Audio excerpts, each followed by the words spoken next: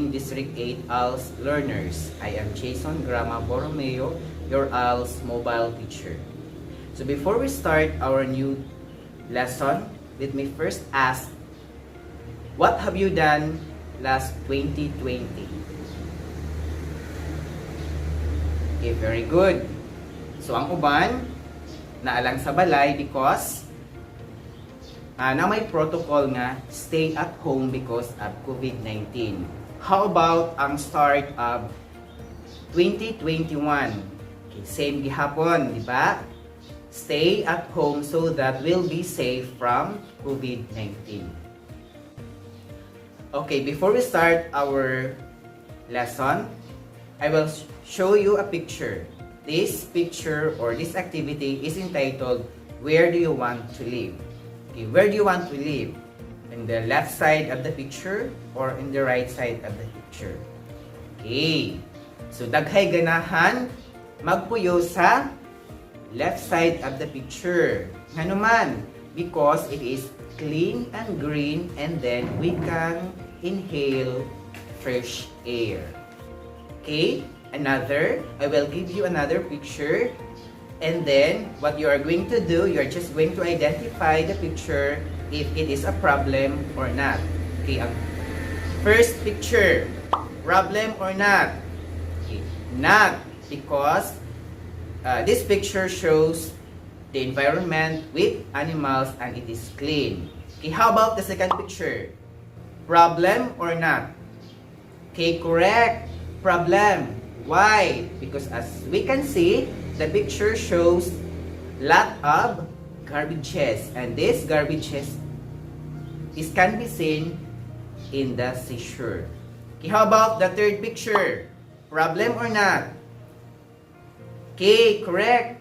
Problem. Why? Because we can see on the picture cut trees. Okay, instead green ang color, ato matanawan is brown na kay gipamutol ang mga kahoy. Okay, how about the last picture? Problem or not? Okay, not. Because as we can observe, it is clean and green. And we can see rice plant.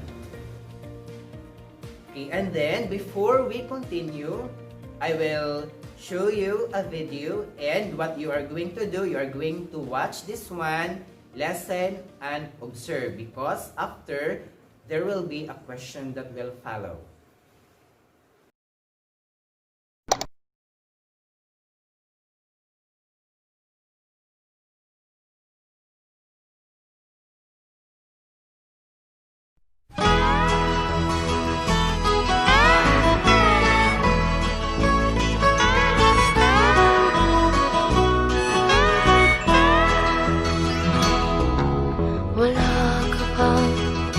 Napapansin sa iyong mga kapaligiran, kay dumi na ng hangin, pati na ang mga ilog natin. Hindi na masamang pag-unlad at malayo-layo na rin ang ating narating. Ngunit masdan mo ang tubig sa dagat, dati kulay asul, ngayon'y naging itim.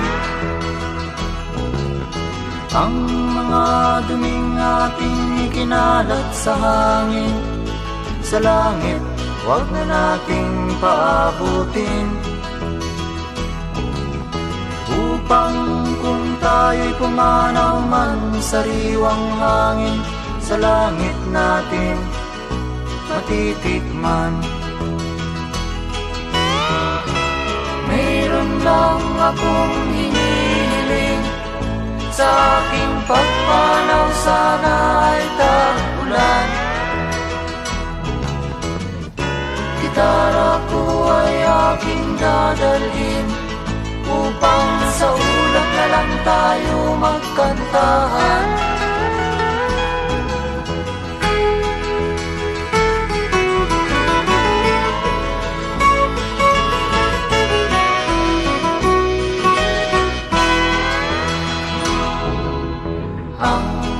batang ngayon lang isinilang, may hangin pa kayang matitikman, may mga puno pa kaya silang aakyatin, may mga ilog pa kayang lalanguyan. Bakit di natin pag-isipan ang nangyayari sa ating kapaligiran? Hindi nga masamang pag-unlad kung hindi nakakasira ng kalikasan. Darating ang panahon, mga ibong dala ay wala nang madadapuan. Masdan mo ang mga punong dati ay kay tatag, ngayon'y namamatay dahil sa ating kalukuhan. Lahat ng bagay na narito sa lupa, biyayang galing sa Diyos kahit nung ika'y wala pa. Ingatan natin at huwag nang sirain pa, pagkat pag kanyang linawi tayo'y mawawala na. Meron lang akong hinihiling, sa aking pagpanaw sana ay tagulan. Gitara ko ay aking dadalhin, upang sa ulap na lang tayo magkantahan.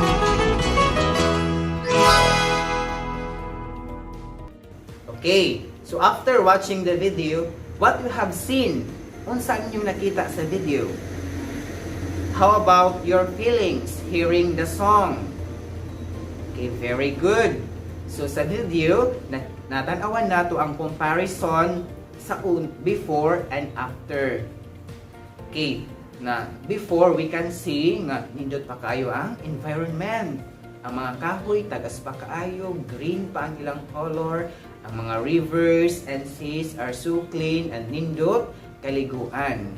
But nowadays, matanawan nato na ang katong green na mga kahoy, ibang putol na, brown na ang color. Din ang mga rivers, daghan na kayo og mga basura, dili na siya nindot kaliguan. Okay, how about your feelings? Kung sa inyo na feel, baka batiin ninyo sa kanta. Okay, yes, kidatanan, feel sad. Nga naman, it is because na ang next generation dili na maka-experience atong na-experience before. Nga naman, karon it is now polluted and mostly mga 60 or 70% of our environment or our surroundings is composed of a lot of garbages. So before we start our lesson, and with the activities that we have and the video presented, what do you think is our lesson for today? Okay, correct. It is about waste management using 5R's. But before we discuss this one, let us first know the term or word waste. So what is waste? When a material can no longer be used after it has served its purpose, it is considered as waste. So waste, daghan na kayo sa atong palibot. Kaya unsa man nato? Nakahibaw ba mo class nga kung pila ang ma-produce nga waste every day in the Philippines? Okay, mauni siya. There are only 35 million kilos of garbage or solid waste produced every day in the Philippines. Tanawa, kadaghan kaayo. So, sa may atubuhaton aron ma-minimize ni siya. Okay, diri na musod ang kadtong waste management by using 5R's. So, unsa to ang 5R's? Number 1, we have reduce. Number 2, reuse. Number 3, recycle. Number 4, recover. And number 5, repair. So these 5R's, ato ni siya i-discuss in detail. Okay, number 1, reduce. Reduce simply means to lessen the amount of trash that will add to the environment. So simple, reduce. Lessen the amount, meaning atong ibanan. And there are a lot of ways on how to reduce the waste materials in our environment. Number 1, we are going to select electric versions where possible. Electric meaning we are going to use technology that use electricity, like for example, computer, cell phones, and others gadgets. So instead of using ang katong mga papers, electronic na atong gamiton, such as coupons and newspapers, di ba? Kuan naman karon nga na nagali e-book, meaning na electronic book nga tunatamag basa. Or we can watch news from televisions or sa YouTube or in any other social apps or media. Number 2, we have going to reduce energy usage. Okay, unsaon man. So like for example, kung uwan, di ba tugnaw-tugnaw na, dili na ta mag-on sa electric fan o dili na sad ta mag-on sa aircon. Ato na siyang i-off so that ma-reduce ang pag-consume nato og energy. And by reducing the consumption of energy, we can also help save Mother Earth. Then number 3, reduce purchases of products in non-recyclable or non-recycled packaging. So dili ta mo palit og kanang mga products nga dili nakasud sa recycled packaging. But kung sa may ato buhato karon, di ba? Ganahan ta mo palit sa mga disposable materials nga naman. Kay nagkahuman og gamit, labay, dili na hipuson, dili na hugasan. Come to think of it na kung sa ato gibuhat, naka-add up ta sa waste in our environment. So dapat mo purchase og non-recycled packaging, products in non-recycled packaging. And we are going to consider this one before we buy things. Ato sa pangutan-on ng atong kaugalingon. Do we really need this one? Or will I use this frequently? Gamiton binin ako always? So ato na i-take into consideration if we buy products. Okay, like for examples, mupalit ba ka og 3 pairs of sunglasses or usa lang? Sige daw.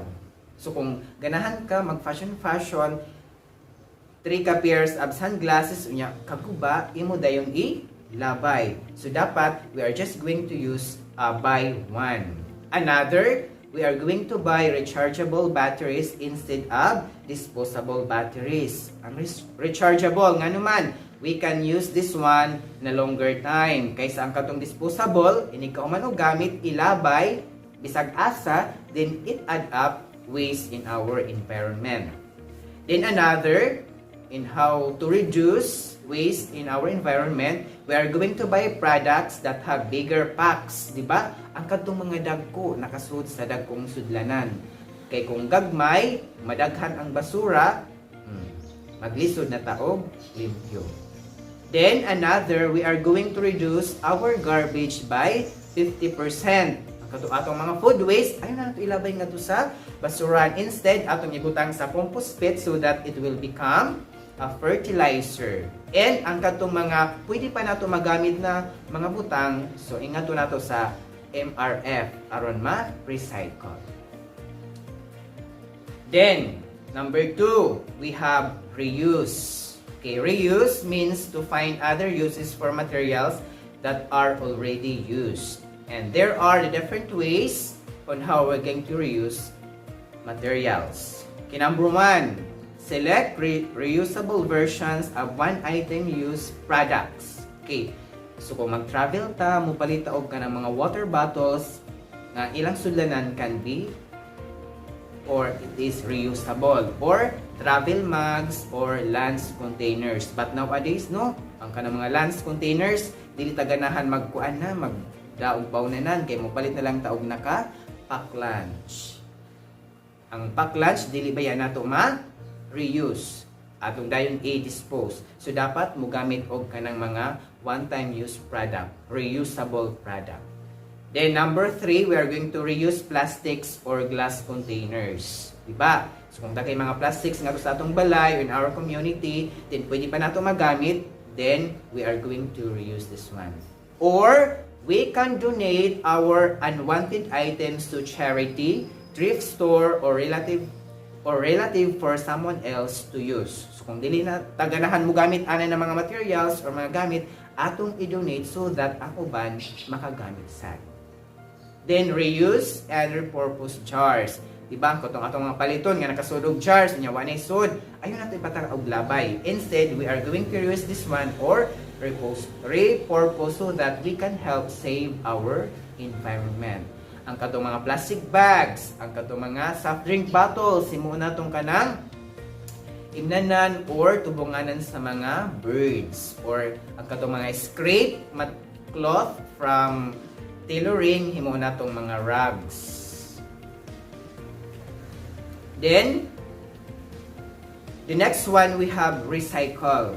Okay, recycle means creating a new product out of material that already serve its purpose. Okay, like for example, we have paper recycling. This is the most common recycling, di ba? Katong mga papers na atong nagamit, atong ibaligya, din they are going to recycle that one. Another, we can also recycle aluminum cans. Diba? Kinsay hilig mo inom nga rin og mga soft drinks nga naa sa can, naa sa aluminum can. Nakahibaw ba mo nga if we are going to recycle aluminum cans, it can save enough energy to power a television. So kung hilig mo inom og mga soft drinks nga naa sa aluminum cans, please recycle the aluminum cans so that we can save electricity. Then the next one we have recover. Recover, it simply means nga getting back. And we can recover energy from trash itself. Kung saan man na ito pagbuhat. So we are going to use incineration technology. Kung saan may buhaton sa incineration technology. Incineration technology is one way of generating energy from wastes. It involves producing electricity by burning garbage in the incinerator. And you know class, na by segregating our waste materials, it also involves recovery. Okay, di ba? As we can see, bisag asa ta maglaag-laag, nadyo'y mga waste segregation na ay biodegradable, recyclable, and non-biodegradable. So dapat kahibaw ta asa nato ibutang ang atong mga waste. Okay, so those garbages which are segregated are put in the Material Recovery Facility or MRF. Then kadtong mga segregated or collected waste materials nga gibutang sa MRF, ibutang ni siya or ang uban ibaligya, ang uban ingadto sa mga junk shop. Then ngadto sa junk shop, kini nga na collected or segregated garbages are sorted out according to class. So ilang igrupo-grupo according to class ang katong collected garbages. And the last one we have repair. Okay, repair means to fix slightly broken things to be used. Simply means kung natay mga gamit nga naguba, dili dayon ilabay bisag asa. Instead, kung sa atong buhaton, atong i-repair. So like for example, kung natay bag, nya naguba ang sling or nagisi, atong tahion aron magamit pa nato og usab, dili kay ilabay dayon. So mao na siya ang repair. Or daghan pa, di ba? Unsa pa na mga butang ang pwede ma-repair, di ba? Atong mga clothes, pants. Labot lang sa, di ba, ang atong cellphone pag maguba gali ato sad ipa repair. Labi na kung matay kwarta, dili ka palit og bag-o. Okay. So what are the factors that affect our environment? Okay, correct. We have human activities such as pollution, improper waste segregation, and illegal logging. So these human activities affect our environment. Pollution, we pollute our environment. Air pollution, water pollution, noise pollution, and environmental pollutions. Then, we have improper waste segregation. Magpataka lang taog, butang, or labay sa atong mga basura. And the third one, we have illegal logging. Atong pangputlon ang mga kahoy sa kabukiran, not knowing na it can cause danger to us. Another, what are the ways to minimize the human impact in our environment? So what are the ways to minimize the human impact in our environment? So diri na musud ang kadtong atong discussion today, which is about waste management using the 5R's. Unsa to ang 5R's? We have reduce, reuse, recycle, recover, and repair. Okay, learning from our discussion, how can we help our community be clean and green using 5R's? Simply, start it at home.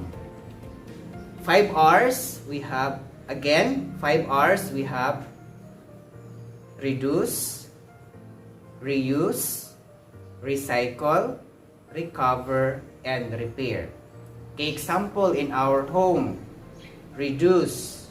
Like for example, listen to buy disposable materials. Kung naay party-party, so dapat dili ang katong mga disposable plates or glass ang atong paliton. Instead, either be plastic or ang katong mga glass or mga ceramic aron magamit pa nato sud. So nakuha nato ang reduce and reuse. Duha. Then, ang recycle.